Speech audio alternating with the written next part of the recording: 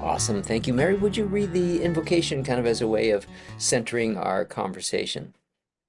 Growing luminous. On the mystic path, we create our own light. And at first, we struggle blind and baffled, seeing nothing, hearing nothing, unable to think, unable to imagine. We seem deserted by dream, vision, or inspiration, and our meditation barren altogether. But let us persist through weeks or months, and sooner or later, that stupor disappears. Our faculties readjust themselves and do the work we will them to do. Never did they do their work so well. The dark caverns of the brain begin to grow luminous. We are creating our own light. George William Russell. Amen. Thank you, Mary. That sounded like the perfect container for Jim's contribution. And with that, Jim, let me hand it over to you. Great to be with you all again. I really appreciate this connection a lot, and delighted again to be with you. A little bit just to refresh. I mean, I can't remember who was with us before when I was speaking. I can't recall, but anyway, I am very deeply involved in the progressive Christian movement, and I would say in the last several years, this movement around the country, around the world, has become a lot more focused on the contemplative tradition of Christianity. And I think that's a very healthy and good development. Going back to the roots of our faith in Christianity, its mystical contemplative roots. And so in the last several years, I've spent a lot of time studying this tradition and practicing it, and also teaching it a lot with students. I still lead I lead desert contemplatio retreats a couple times a year, 3-4 times a year. Many of the participants are students at the University of Southern California, where I used to work in the Interfaith Center as a chaplain. We were the Interfaith Center for a university of about 50,000 students. So we had all the world's religions, which was just a fantastic educational experience for me in that role. Learned something new every day about the world's faiths from the students. So I started some years ago leading these retreats, and I'm still doing it. And I love doing this. Every time I take students out to do the contemplative practices of early Christianity, we go out to the Mojave, or we go out to Red Rocks and Topanga Canyon, and get out in nature and sit on the rocks and the caves. Every time I do it, students in particular are just enthralled, and they all say the same thing. Nobody told us about this before. So those who were Christian by background, very few of them had ever heard of the contemplative tradition of Christianity, the mystical tradition. Those who were not Christian were blown away that there was such a thing in Christianity, because they thought Christianity was all about dogma and beliefs and doctrines. And meanwhile, there's this huge literature of this ancient tradition of practice, of spiritual practice, that was never very much focused on beliefs or dogma or doctrine really at all. It was focused on experience and how to come into union with the divine, direct spiritual experience. So introducing students and others to this tradition has just been wonderful, because one of the things I do is take students to the St. Andrew's Abbey out in the Mojave Desert, Benedictine monastery out there. And they have a terrific bookstore and I put him in front of this cabinet of books, the Classics of Western Spirituality series, which I commend to you. And I say, here it is from A to Z, the mystical tradition of Christianity, this huge bookshelf, set of bookshelves. And they just sit there like this, like, really? No idea. It's all news to them. And I think all news for a lot of people in Christianity and beyond Christianity. So that's the world I'm steeped in these days. In the last several years, really gone deeper in it. My boss and I at USC started a thing called Mindful USC, secular mindfulness training for students, staff, and faculty. And we had up to 4,000 students and staff taking our introductory classes every year. It became a huge thing on campus. And what I discovered in getting that started, and then also being a teacher, I was one of the instructors for the program for years. And what I discovered was that for a lot of people, mindfulness training was like a gateway drug into the realm of religious contemplation and meditation, right? The religious world opened up to them once they had that experience of mindfulness. Because I don't know, how many of you do any kind of meditative practice? A bunch? Okay. Yeah. Have you ever gotten to that point where you go, oh, hey, I am mindfully attending to my thoughts, emotions, sensations, my roles in the world, my view of who I am, other people's view of who I am. I'm paying attention to all that. I'm being mindful of all of it, inside and out. And have you ever arrived at that moment where you go, oh, wait a minute. Who or what is being mindful? Is that which I'm being mindful of doing the mindfulness? Is that which I am observing doing the observing? And it's this awakening, right? Anybody ever had this moment like, whoa, the train's going down the track, where's the engineer? Yeah. So that awakening happened so many times in these classes that I taught in secular mindfulness training. And I would always say, well, if you've had that experience, talk to me after class. We can go deeper with that, because religion has something to say about that, right? We have religious constructs and language. We have language in the world's faiths, all of them, really, essentially. We have language to express that, to convey that experience, that awakening, that there's something else inside of us that's who we really are, that is not our egos or our bodies or our personalities or our roles in the world. That's universal. And it's certainly true for the Christian mystical tradition. Coming to that awareness, to that awakening. So that's a little background. Tonight, I thought I'd share a little in particular about this whole topic of moderation. And please interrupt at any point with comments or questions. So the Christian contemplative and meditative tradition is really old, right? It goes back to the 3rd, 4th century, and well, it goes all the way back to Jesus, actually, who was a contemplative himself, of course. Plenty of evidence of that from the New Testament.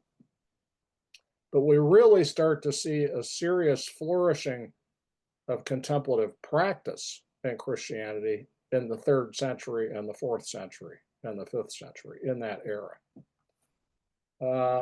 And a little background on that, what was happening at the time was that the Catholic Church, was forming and becoming the Catholic Church, right?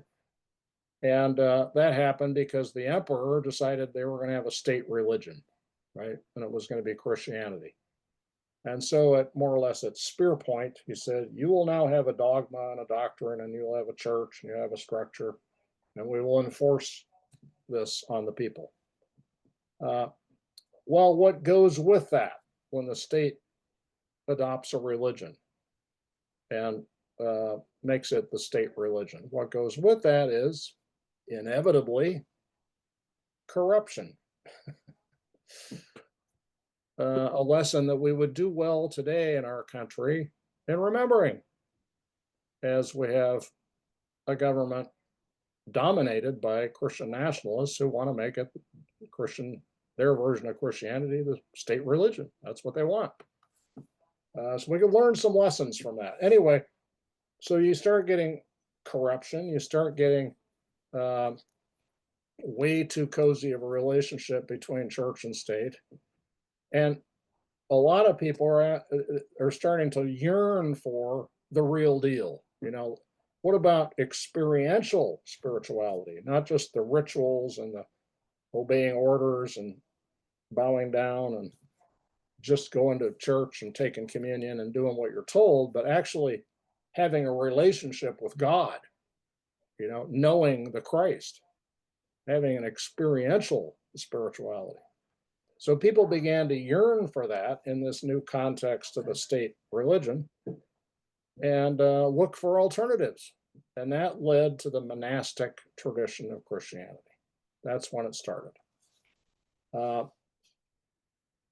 there are a number of figures in the church at the time who made this move, right?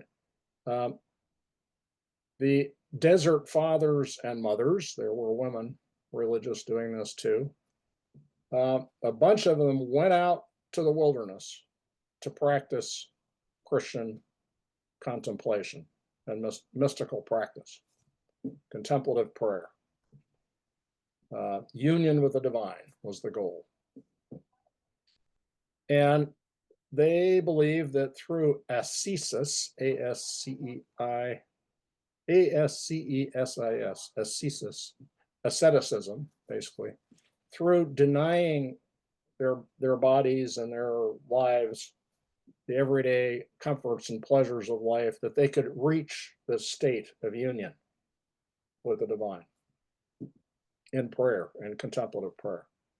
So they went forth, and some moved into monasteries. That was the era when the monasteries began all over the Roman Empire, but particularly in the East and in the desert. And some decided to go further and go out into the wilderness on their own and build huts, stone huts with thatched roofs, or move into caves and do practice there for years, decades, some of them, many of them. All of them were connected to each other somehow. They all had a community of some kind. Even if they lived apart, they still had a connection to some wider community of other monks and priests, and a relationship, maybe at arm's length, but still a relationship with the organized Catholic Church. So that's the milieu of all this. And the emerging practice produced this remarkable literature of spirituality that resonates down to this day. So what I want to talk about today is these desert fathers and mothers were living a pretty radical lifestyle, right? They ate as little as they could stand to eat, many of them. They drank as little water as they could bear to drink, as they could stand. They lived as simply as they possibly could. Many of them would weave palm fronds to make mats or baskets that they would sell in the nearest market to make enough money to buy their simple fare of bread and salt and water. So that was their lifestyle, right? As simple as they could make it. So for you, and they were celibate, right? So for me, that is a pretty drastic and extreme lifestyle. Yes. I don't live that way. Do any of you live that way? I don't want to know. Yeah, let me know if you do. I'd be impressed. But that's the lifestyle they chose, and that became a model, kind of an archetype, if you will, or a way that the monastics of the church have emulated, if not copied, ever since. Right? Poverty, chastity, humility. That's the hallmarks. Those are the hallmarks of monastic life still to this day. So they are living this extreme lifestyle, but in that context, there's a rich tradition of moderation. Now that might sound like oxymoronic, right? I mean, what kind of moderation can you have when all you live on is bread and water, and you live in a hut in the desert and sit in that hut for most of your life, celibate, no, hardly any contact with the outside world? That does not sound like a moderate lifestyle. But in that context, there was a lot of discussion about how to moderate, how to be moderate in that context. And that gets rich. Yeah. And I think it gives us some models for us. It presents us with something to emulate for us today in our context. People who are not living that lifestyle that we would now consider extremely extreme. Any questions about this milieu before we go dig into the literature a bit? Talk about it. Anybody? No questions, but I was thinking about celibacy is not sustainable. Yeah, yeah. So go ahead. It's all, much of it was unsustainable, right? For the future generations, right? Absolutely. Yeah. So what I'm offering, what I'm lifting up here is not to say the lifestyle of these folks is what we should emulate, but the lessons that they learned around moderation and spiritual practice and expectations that people have in spiritual practice are enduring and interesting, and in some ways kind of fun reading. So any other questions, comments, particularly around the milieu in which all this emerged?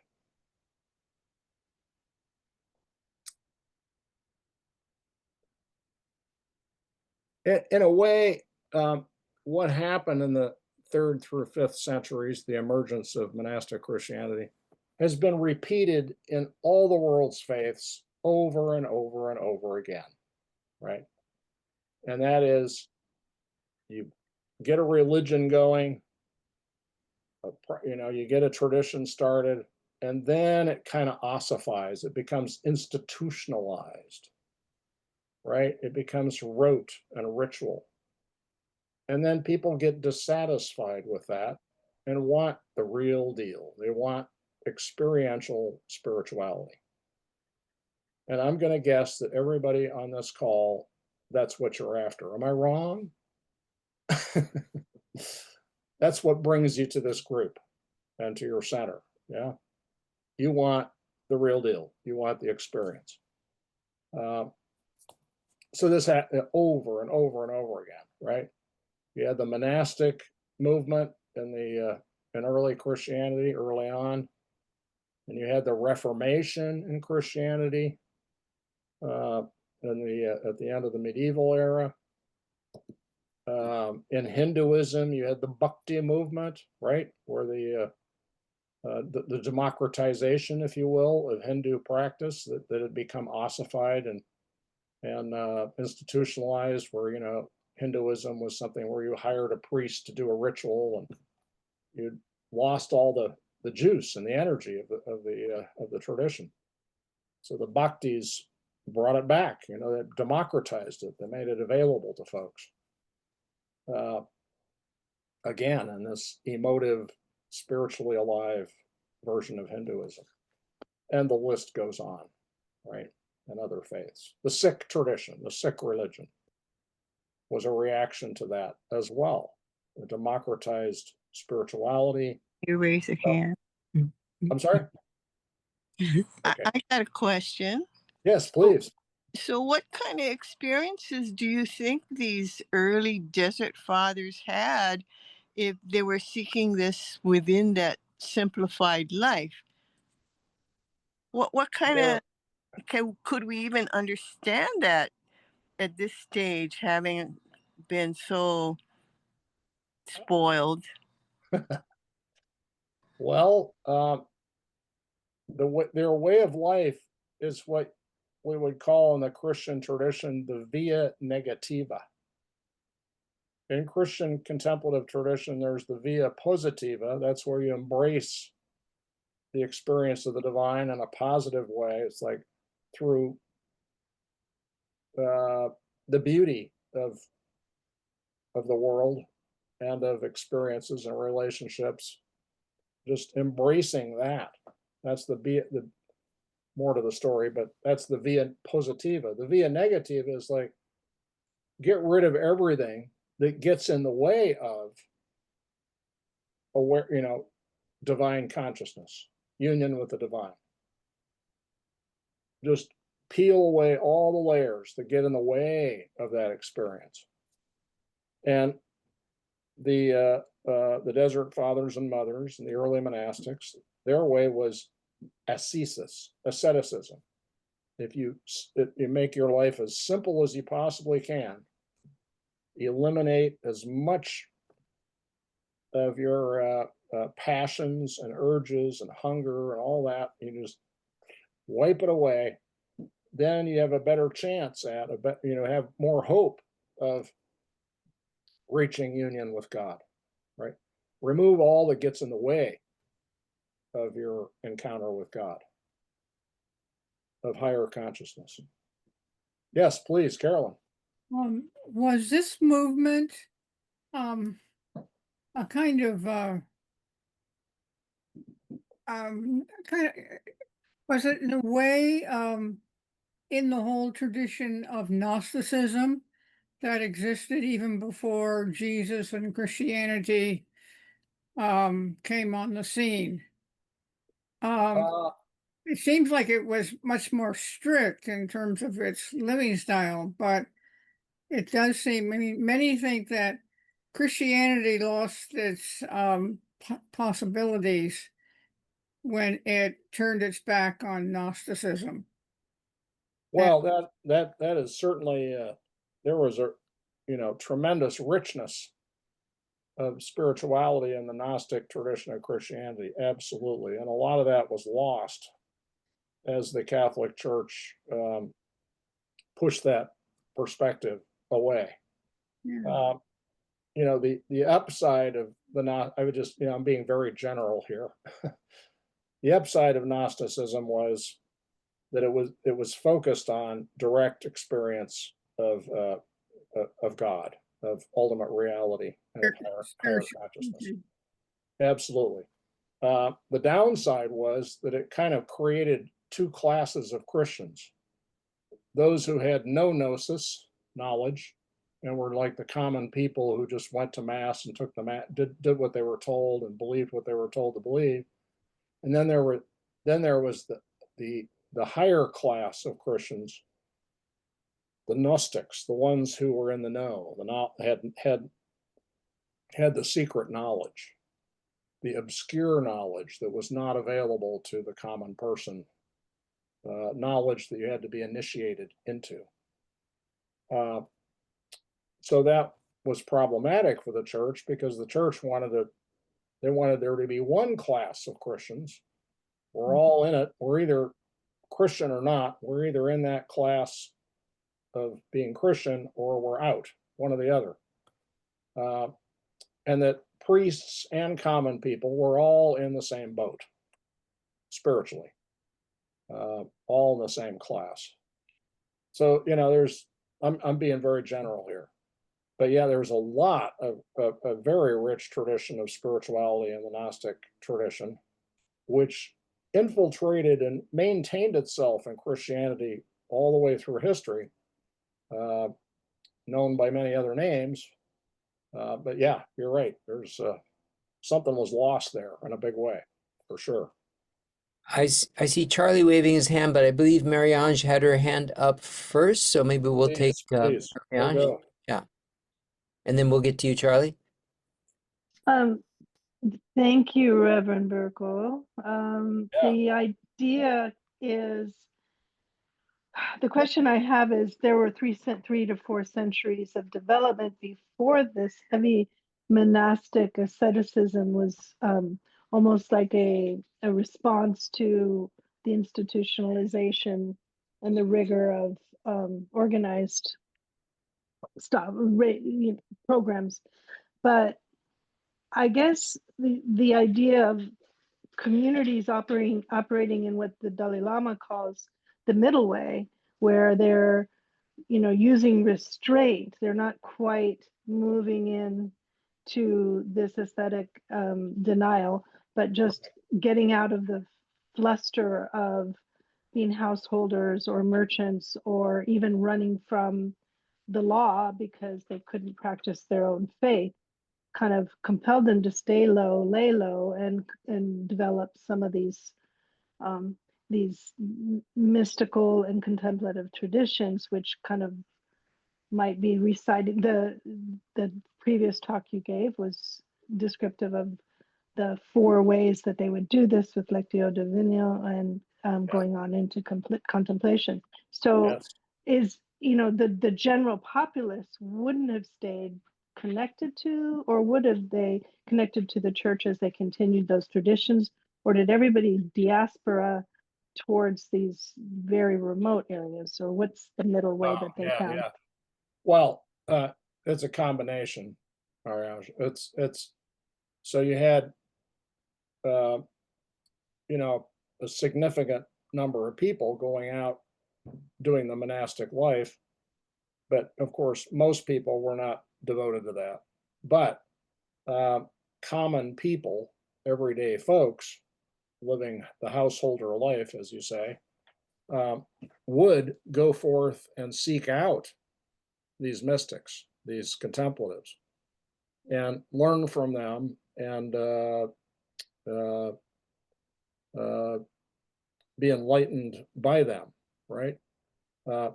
So that happened a lot, right? These were places where people would go out on pilgrimage and have encounters with monastics. And then the literature that grew out of this had a wide readership. Not, certainly most of the readers of this literature early on were priests and monks, but lay people, literate lay people, had access to this material as well. So it did percolate into the wider community of Christians, not just the monastics, for sure. So on this topic of moderation, so John Cassian was an early Christian mystic, 4th, 5th century, from the East. He was born in what's now Romania. And he was an educated priest and monk,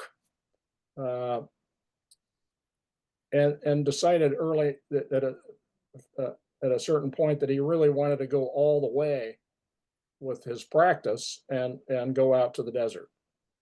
So he left a more traditional monastic environment. And again, this is the early days of monasteries, and went forth to Egypt, to the Nitria Valley. So this is an area south of Alexandria in Egypt, right on the edge of the desert. At that time, it was desert. Today, it's irrigated. But at the time, this is desert country on the fringes of civilized Greco-Roman society. So he went forth, this educated Greek person, and insinuated himself into the desert monastic life. And then wrote about that, what he experienced, what he encountered, and then took those writings back to Europe and had a big influence on the monastic communities in France in particular. So his work influenced the Benedictines that followed him. And the Benedictine tradition is kind of the normative lifestyle and tradition and practice of the monasteries to this day. So in his experience in Egypt, he encountered these desert fathers and mothers and learned a lot from them. And one of the things he learned was that sometimes these folks went off the deep end. And so he wrote about a monk by the name of Hero, kind of a fun name. And Hero spent his whole life, his whole adult life, living as a solitary monk, had very little contact with the wider community that he was part of. So he was particularly solitary. And he practiced contemplative practice for decades. And then at a certain point concluded that he had arrived at union with the divine and that he was exempt from the needs of his physical body. And he had transcended the limits of his physicality. And so he went to the edge of a cliff and he leaped off of it, probably reminiscent of the temptation of Christ in the desert when Satan said, hey, if you leap off, I can take you to the top of the temple pinnacle tower and you can jump off it and you won't be touched, you won't be harmed. Similar story here. So Hero stands on this cliff and he's convinced that he can fly and land and be unharmed and be exempt from gravity and all the consequences. He leaps off the cliff, dead, right? Here's this monk who spent like 50 years doing his practice, and he literally goes off the deep end. So Cassian lifts this up as an example of like, let's not get carried away here. The goal of our practice is practical. It's accessible to regular folks. It's not out of reach for humans to arrive at union of the divine and to get there and to stay there for long period, for extended periods. It's like we all, I don't know about you, but I practice I do contemplative practices. And I get to a place where I get beyond my ego and my personality and identification with my body, et cetera, et cetera. But do I stay there all the time? No. It's in and it's out. This is life. This is, I still got to function in the world. So Cassian says, we have to be grounded. We have to be moderate in our spiritual practice. But of course, he's talking about this in the context of what we would now consider a very immoderate level of asceticism. But the lesson still applies. It still applies. Mhm.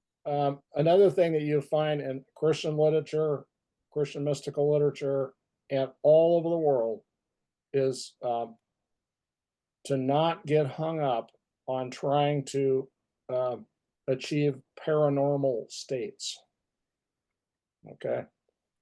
That paranormal or extraordinary human capacities that might fall out of or result from spiritual disciplines are basically sideshows. They're not the goal of spiritual practice. Saint John of the Cross and yes, please, Charlie. Yeah. Unmute, please. We'll unmute you. You need to unmute so I can hear you.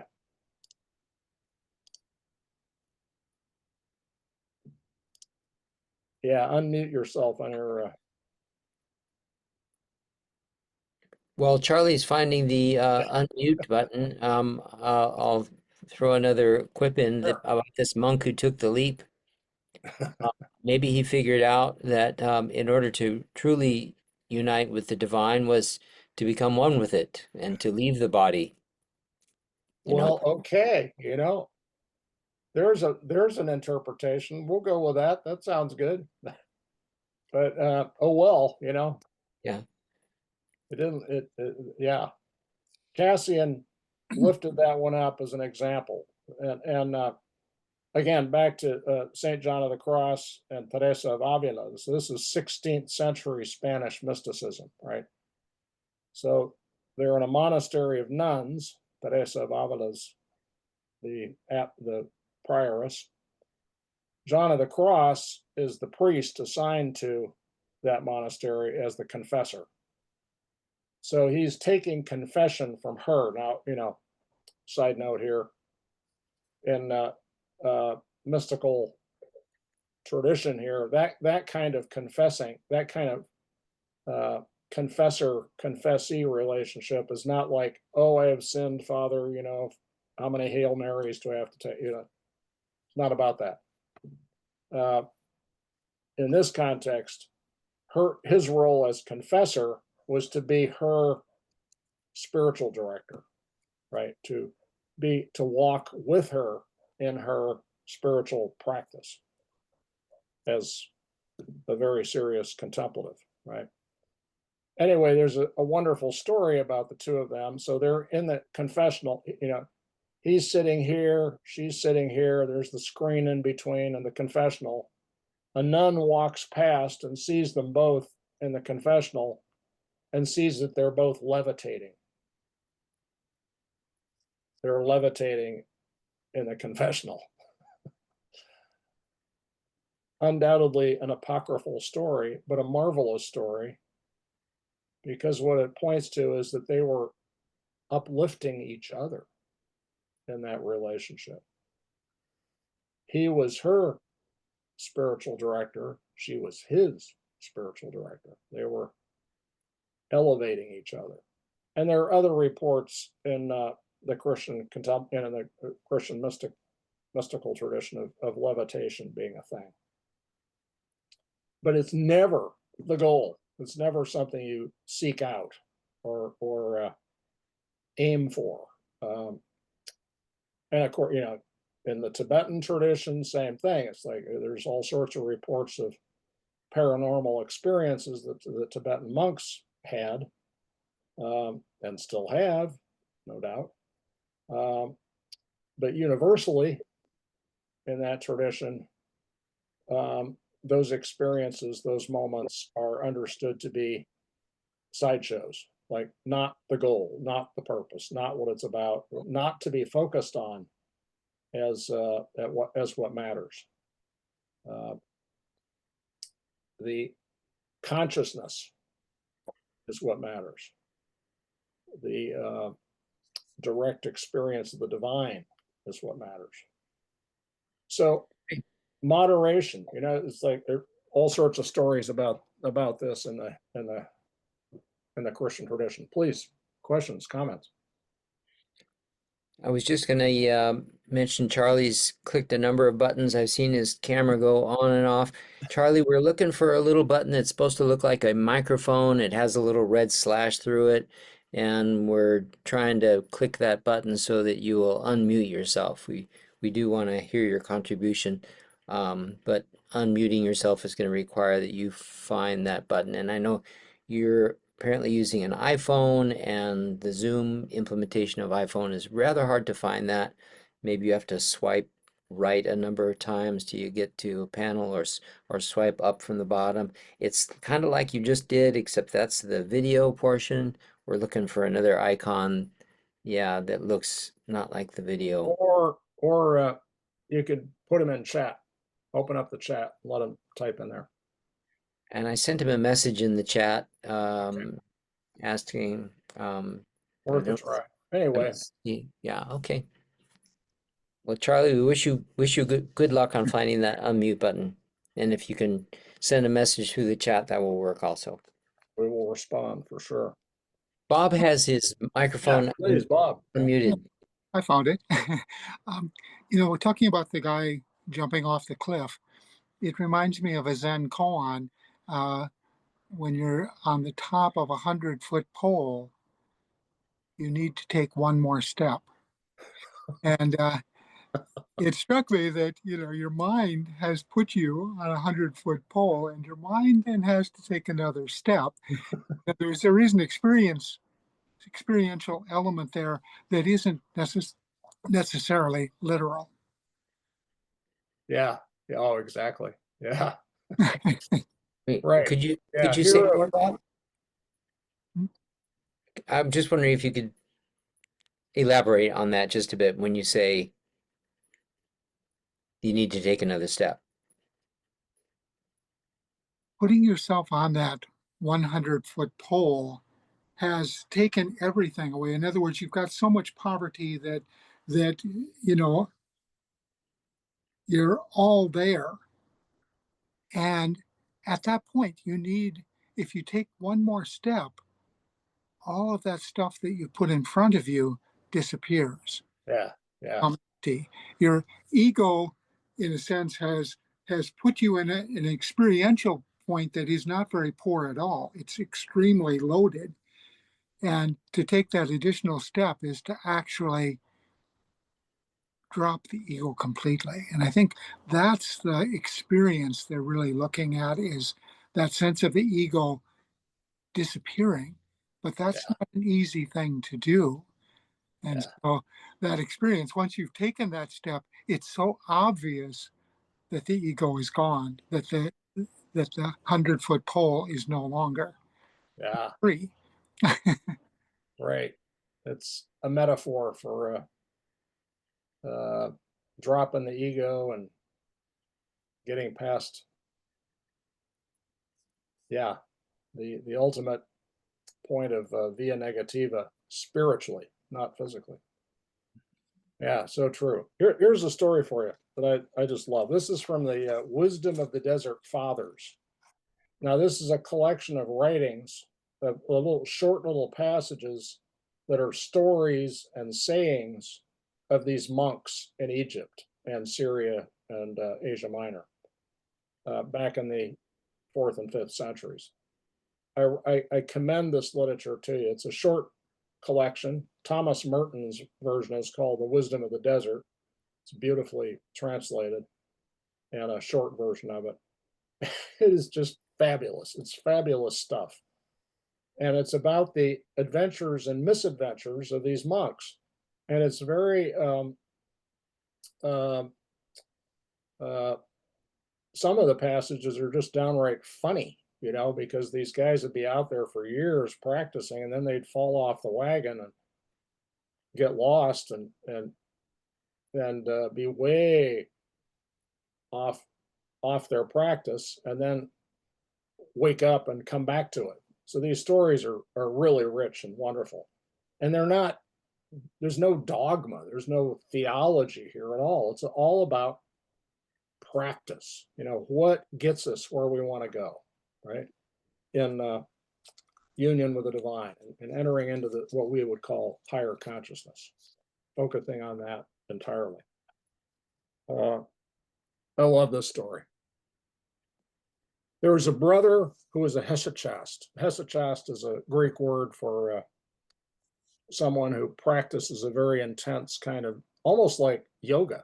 It's Eastern Orthodox. It's still a thing in Eastern Orthodoxy. It's a kind of a breath practice of chanting and meditating. There's a hesychast in a monastery, and he often got angry.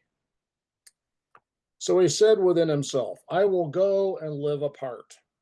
Go be a desert monk, alone. And the fact of having nothing to do with anyone will assuage my passion.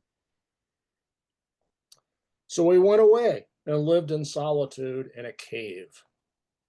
Now, one day, when he had filled his jug with water, he put it on the ground, and suddenly it fell over. He picked it up, filled it, and it fell over again. Having filled it a third time, he put it down, and it fell over again. He was furious, and he picked it up, and he broke it. Coming to his senses, he recognized that he had been deceived by the enemy. And he said, since I have been overcome, even after withdrawing into solitude, I will go back to the monastery. For everywhere, there is warfare, this inner struggle to stay clear and stay focused. Everywhere there is warfare, endurance, and the help of God. So he arose and returned to his place in the monastery. Great story. Yeah. Hey, awesome. Jim, I got Charlie was able to type into Oh, the good. Okay. box there. I'll read for him. My question was to ask for an example of the direct experience of God when ascetics chose it instead of a prepackaged version. The way it's in this rich literature, this rich, huge, long literature, the way it's described is that you are liberated from your attachment to, again, your body, your mind, your personality, your roles in the world. And in that state, you are one with the divine. You are liberated from your passions, and you are fully awake. You're fully awakened. You can see what is. You're and you're also in a state of ecstatic love.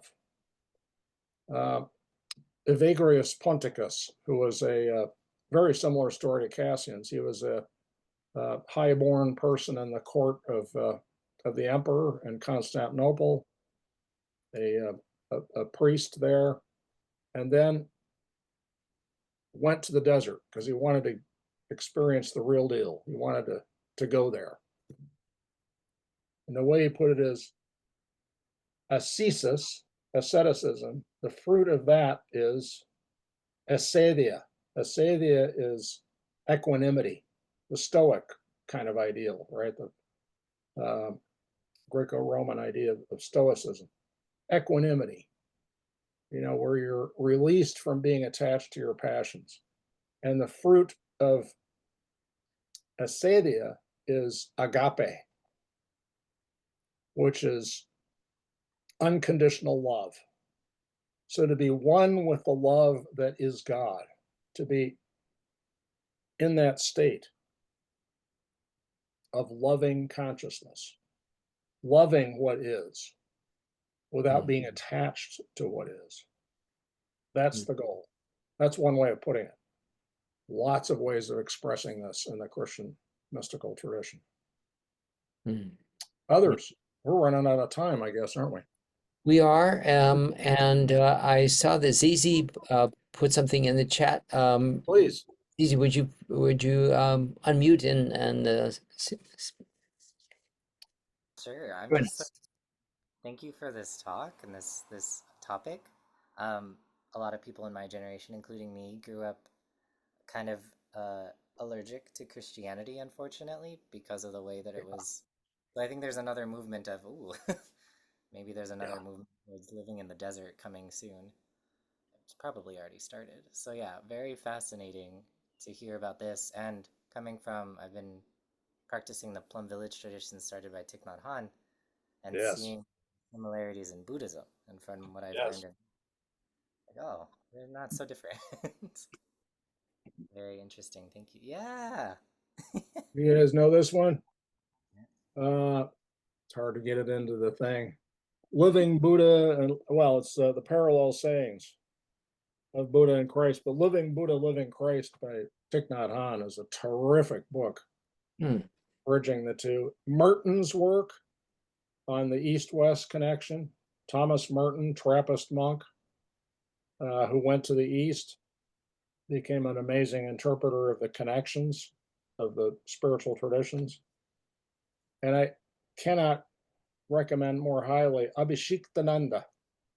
Abhishektananda was a Belgian monk in the 1940s, 50s who went to India, lived in an Indian ashram, and practiced Christian contemplative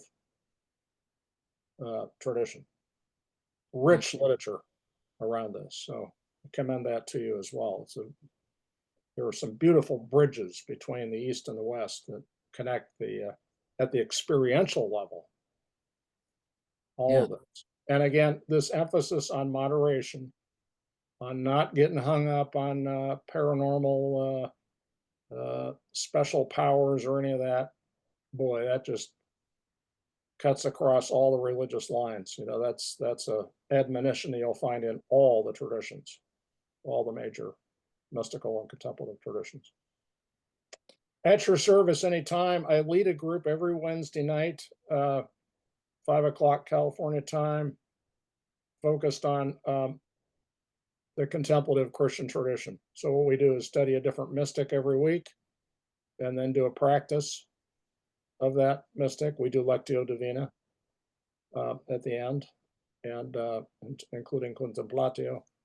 So anybody interested in that, I'm sure you all can hook up and find me. Can you put that in the chat, the link to that in the chat? That's a way for us to disseminate that information.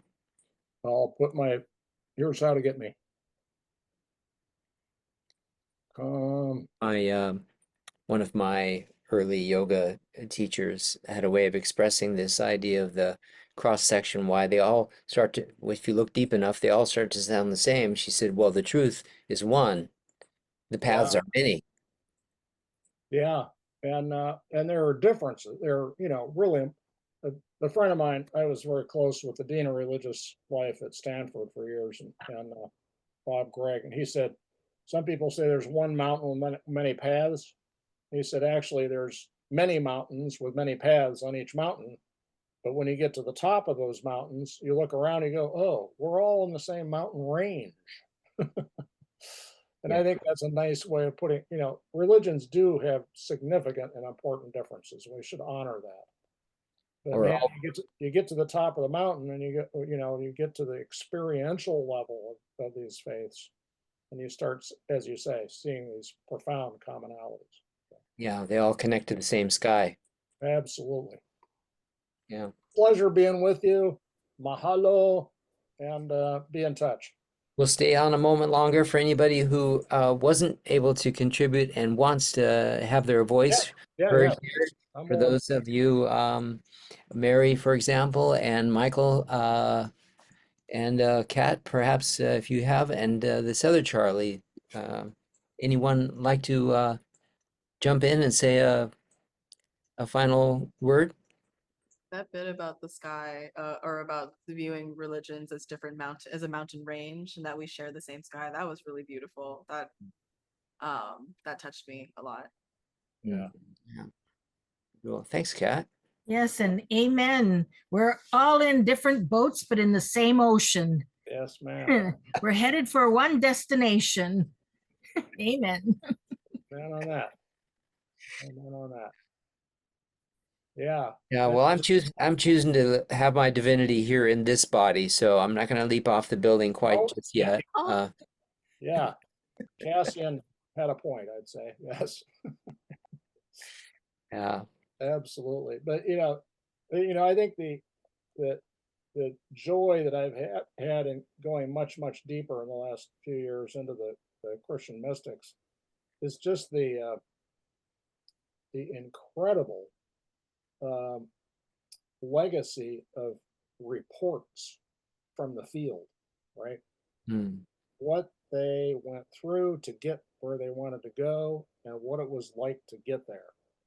It's Hmm. just a beautiful body of literature, and I cannot recommend it highly enough. Uh, Email me and I'll send you a reading list that's digestible. It's a giant reading list, but then there are ways that it's been packaged that's making a lot more digestible. So email me. I'd be very happy to share openings into this vast and incredibly rich world of experience, direct experience, not dogma, but experience. No. Well, thank you very much for the inspired speech and your wisdom. We really appreciate having you here, and thank you everyone who's participated. And I have no idea what's going on next week, but someone will be here, and I hope to see you all then. All right. Peace out. Love. Bye. Aloha, Follow. friends.